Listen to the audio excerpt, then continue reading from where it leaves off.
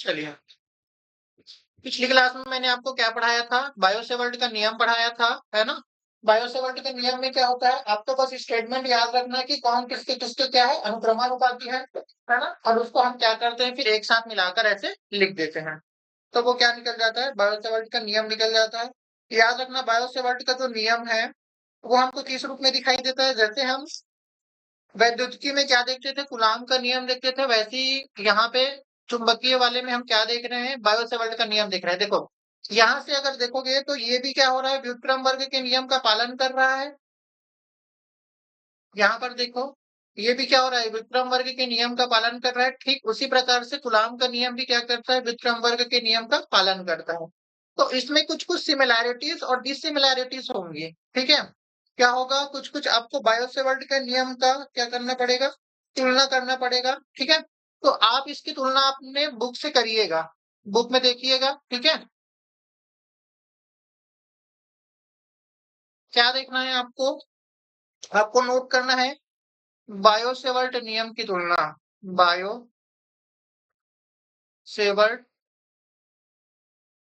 नियम की तुलना किससे? कूलाम के नियम से।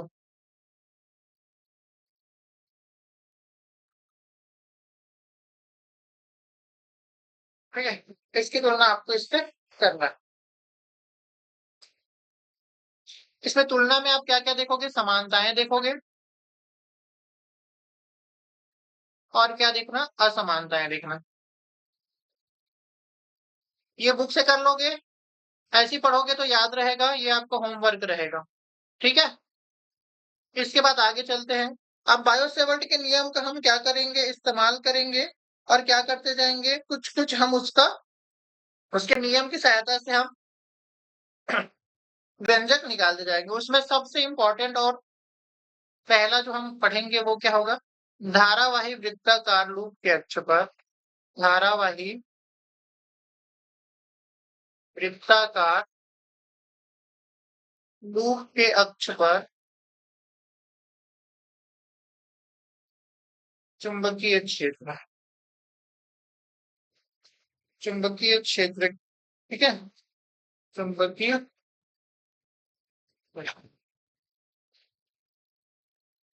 ये बहुत इंपॉर्टेंट है, याद रखना इसको, ठीक है? ये पूछा गया है और इम्पोर्टेंट भी है ये। हम पहला अनुप्रयोग इसका पढ़ेंगे। देखो, हम क्या करते हैं, मान लो एक वृत्ताकार लूप का केंद्र, मान लो एक वृत्ताकार लूप का केंद्र O है तथा तथा त्रिज्या कैपिटल R है, ठीक है? तथा त्रिज्या क्या है? हम इस सॉरी स्मॉल r ले लेते हैं। त्रिज्या क्या है? स्मॉल r है, ठीक है? इसमें धारा I इसमें धारा I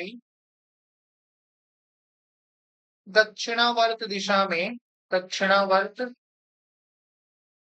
दिशा में प्रवाहित हो रही है, प्रवाहित हो रही है, ठीक है? इस लूप के इस लूप के केंद्र पर इस लूप के केंद्र पर चुंबकीय क्षेत्र की गणना करनी है। चुंबकीय क्षेत्र की गणना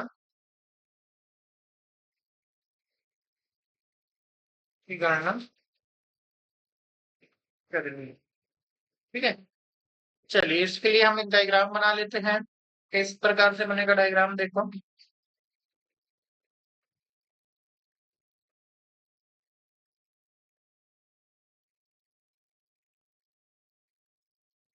ये इस टाइप का आप ऐसे गोल बना लेना, है ना? मेरे से अच्छा उतना अच्छा गोल नहीं बनेगा तो आप बना लेना इसको, ठीक है? ये धारा की दिशा, यहीं पर हम क्या करेंगे? एक एम्पियर लूप की कल्पना करेंगे। यहाँ पे क्या करेंगे? डीएल एम्पियर लूप, ये क्या है आपका? डीएल है,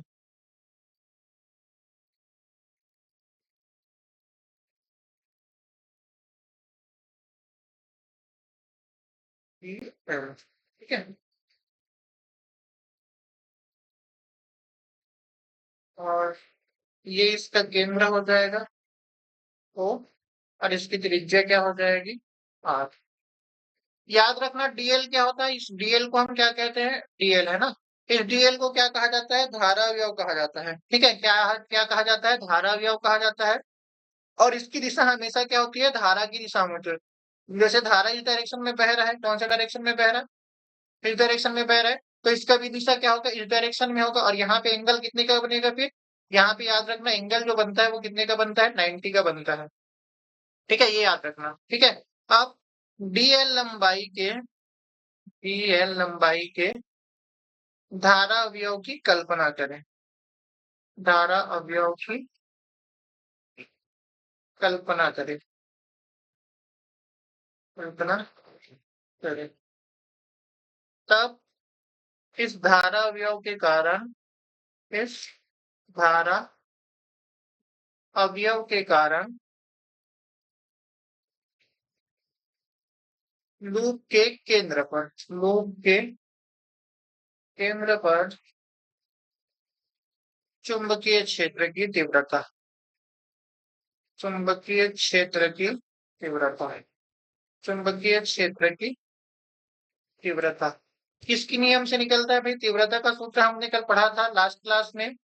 क्या होता है, D B is equal to क्या लिखते हैं, mu naught upon 4 pi I D L sine theta, और अपॉन में क्या लिखते हैं, दूरी, और दूरी कितना है भाई, आर है। ठीक है, यहाँ पे देखो थीटा इज इक्वल टू कितना हो जाएगा, 90 होगा, किंतु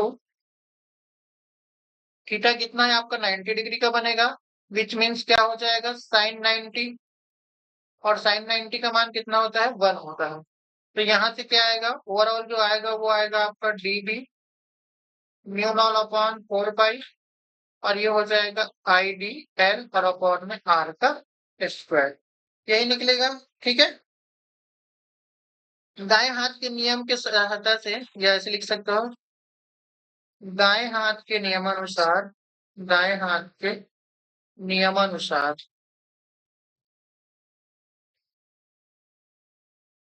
इस क्षेत्र की दिशा ज्ञात की जा सकती है, इस क्षेत्र की दिशा ज्ञात की जा सकती है।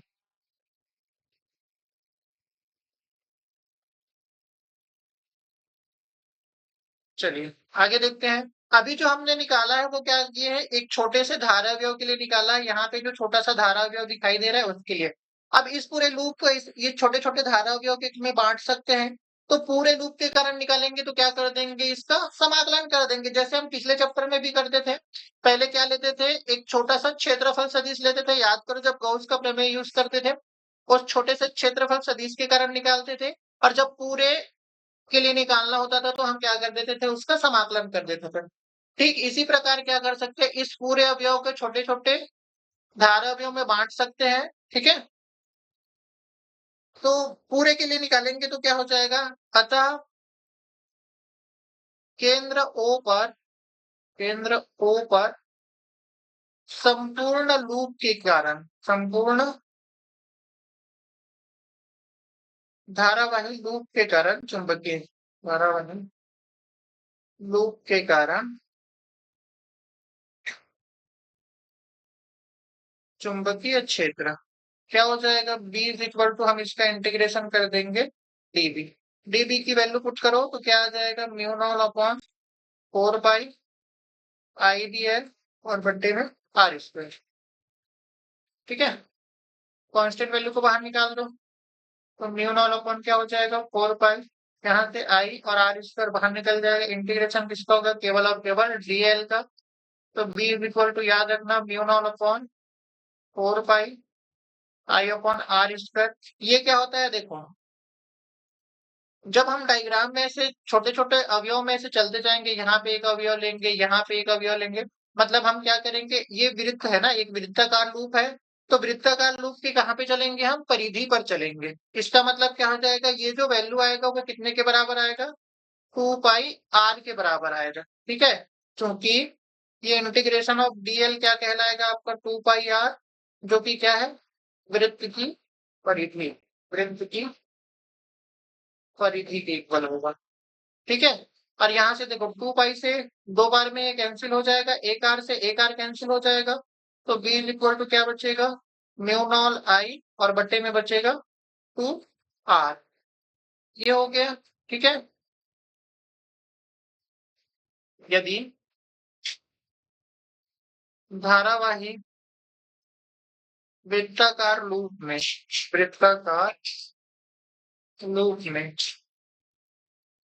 फेरों की संख्या n है, फेरों की संख्या स्मॉल n हो, तो फेरों की संख्या n रहेगा तो b इज इक्वल टू क्या हो जाएगा? म्यू नॉल एन आई और बट्टे में हो जाएगा 2r। ये फेरों की संख्या क्या होता है वो समझिए। जैसे हमने ऐसे लूप लिया है, ठीक है, ये हमारे पास क्या है? लूप है। तो इसमें हम क्या कर देंगे, एक विद्युत रुद्ध तार को ऐसे ऐसे क्या कर देते हैं, इस प्रकार से इसको कवर कर देंगे, तो इस यही क्या कहलाता है? फेरा कहलाता है। ये जो हमने इसको तांबे के विद्युत रुद्ध तार से इसमें क्या कर देते हैं, कवर कर रहे हैं ना, यही क्या कहलाता है? फेरा कहलाता है। तो हम ये मान लेते हैं कि इसमें एन फेरा है, तो एन फेरा है तो एन फेरों में से क्या बहेगा? धारा बहेगा। तो इसलिए बी वेक्टर बी का मान कितना आ जाएगा? म्यू नॉट एन आई और बट्टे में 2r। ठीक है? तो यही क्या है? आपका अभिष्ट व्यंजक है। सरल है। समझ में आया? कहीं पे डाउट? समझ में आया?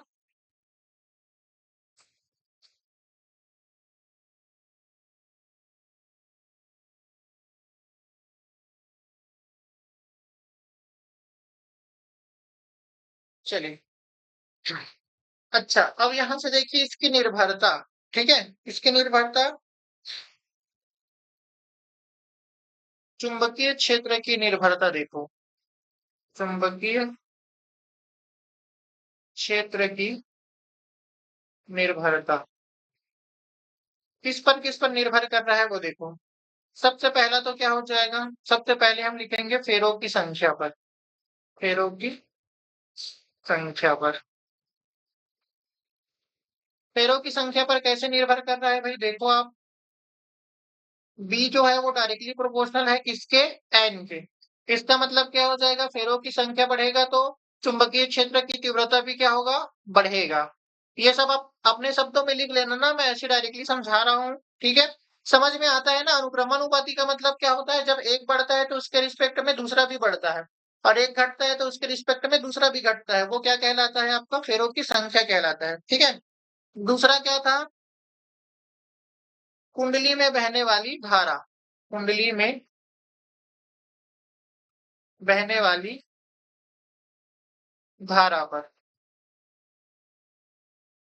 कैसे निर्भर कर रहा है? ये भी आपका बी जो है वो डायरेक्टली प्रोपोर्शनल है किसके? आई के। मतलब जैसे जैसे आप धारा का मान बढ़ाते जाओगे, तीव्रता का मान क्या होते जाएगा? बढ़ते जाएगा।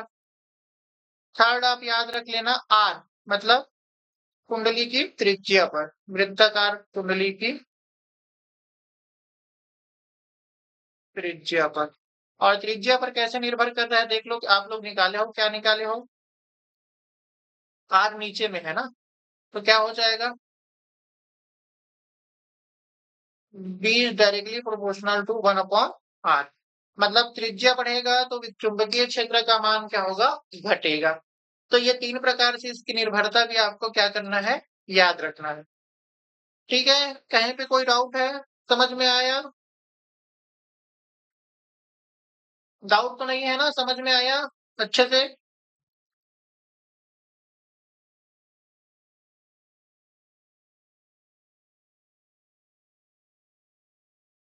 क्या बोले?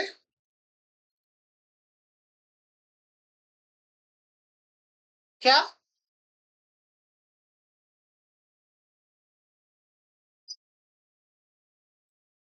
कुछ समझ में नहीं आया? अच्छा, चलो ठीक है, फिर से देख लेते हैं भाई। देखो, बायोसेवर्ट का नियम याद है? बायोसेवर्ट के नियम में मैंने कल बताया था कि जो चुंबकीय क्षेत्र की तीव्रता निकालना है तो हम ये वाले इक्वेशन का यूज करते हैं। ये आपका बायोसेवर्ट का नियम है। ठीक है? ये बायोसेवर्ट के नियम से चुंबकीय क्षेत्र के लिए व्यंजक का ये सूत्र होता है। हम किसके लिए देख रहे हैं? हम देख रहे हैं धारावाही वृत्ताकार लूप के लिए। तो ये मैंने धारावाही वृत्ताकार लूप पर डायग्राम बनाया है, जिसमें धारा I ऐसे प्रवाहित हो रहा है, ठीक है? इस वृत्ताकार लूप में हमने डीएल अवयव की कल्पना की है। डीएल अवयव को ही क्या कहा जाता है? धारा अवयव ऐसे कहा जाता है, ठीक है? सबसे पहले हम क्या करेंगे? अच्छा, इसकी त्रिज्या R है और इसका केंद्र क्या है? O है। हमको केंद्र पर ही निकालना है। कहाँ पे निकालना है? केंद्र पर निकालना है। तो हमने डीएल लंबाई के धाराव्यव की कल्पना किया और इस धाराव्यव के कारण लूप के केंद्र पर जो चुंबकीय क्षेत्र की तीव्रता निकलेगा वो कितना निकलेगा भाई? देखो, R का मतलब क्या होता है? दूरी होता है। तो यहाँ से डीएल से इसकी दूरी R ही तो होगा ना, क्योंकि हमने त्रिज्या R लिया है। तो डीएल से केंद्र की दूरी क्या होगा? R होगा। इसीलिए यहाँ पे हमने क्या लिया? R लिया। और यहाँ पे देखो मैंने क्या बताया, जैसे डीएल का जो डायरेक्शन होता है वो क्या होता है? जो I का डायरेक्शन होता है। जैसे I इधर बह रहा है तो डीएल का डायरेक्शन भी क्या होगा? ऐसे ऊपर की ओर होगा। और आप निकाल रहे हो इधर, तो यहाँ पे एंगल कितने का बन रहा है भाई? 90 का बन रहा है। चाहे ऊपर बोलोगे चाहे कहीं भी बोलोगे, एंगल कितने का बन रहा है? 90 का बन रहा है, ठीक है? अब एंगल तो 90 का बनेगा तो साइन 90 का मान कितना होता है? 1 होता है। तो यहाँ पे कितना हो जाएगा? 1 हो जाएगा। मतलब ये निकलेगा आपका किसके लिए? धारा अवयव के लिए। एक छोटे से अवयव के लिए इतना निकला है। अब आप क्या करोगे? पूरे अवयव के लिए निकालना है, मतलब पूरे लूप के लिए निकालोगे। ऐसे हम क्या करते हैं, इसको छोटे-छोटे अवयव में बाँटेंगे और पूरे के लिए निकालना है, मतलब क्या कर देंगे? इसका समाकलन कर देंगे। तो हमने क्या कर दिया? जो छोटा वैल्यू आया उसका समाकलन कर दिए। अब म्यू नॉट 4 पाई तो कांस्टेंट वैल्यू है, आई भी कांस्टेंट है और त्रिज्या तो सेम होता है ना भाई वृत्ताकार, तो वो भी कांस्टेंट है। सब बाहर निकल जाएगा, बचेगा क्या? डीएल। और जब आप डीएल का करोगे तो मैंने क्या बताया? डीएल चलोगे मतलब वृत्त की परिधि में चलोगे और ये वृत्त की परिधि कितना होता है? 2 पाई आर होता है। तो हमने यहाँ से 2 पाई आर रख दिया। आर से एक आर कैंसिल हुआ, 2 पाई से ये 2 टाइम्स में कैंसिल हो जाएगा, तो इतना आ जाएगा। अब हमने क्या मान लिया? फेरों की संख्या n माना है। फेरों की संख्या का मतलब क्या है? जब हम उसमें, हमारे पास ऑलरेडी एक कुंडली है, लेकिन हम उसमें ऐसे तांबे का तार और ऐसे लपेट रहे हैं और उसको n बार लपेटे हैं। फेरों की संख्या का मतलब क्या हुआ? n बार लपेटे हैं, तो n से क्या हो जाएगा? उसका मल्टीप्लाई हो जाएगा। तो ये आपका क्या आ जाएगा? व्यंजक आ जाएगा। अब निर्भरता देख लो भाई, किस पर निर्भर कर रहा है? म्यू नॉट तो आपका कांस्टेंट है, उसको छोड़ दीजिए। n पर निर्भर करेगा, i पर निर्भर करेगा और r पर निर्भर करेगा। तो n और i के तो क्या है? अनुक्रमानुपाती है और r के क्या है? ये व्युत्क्रमानुपाती है। छोटा सा ही तो व्यंजक है। आया समझ में?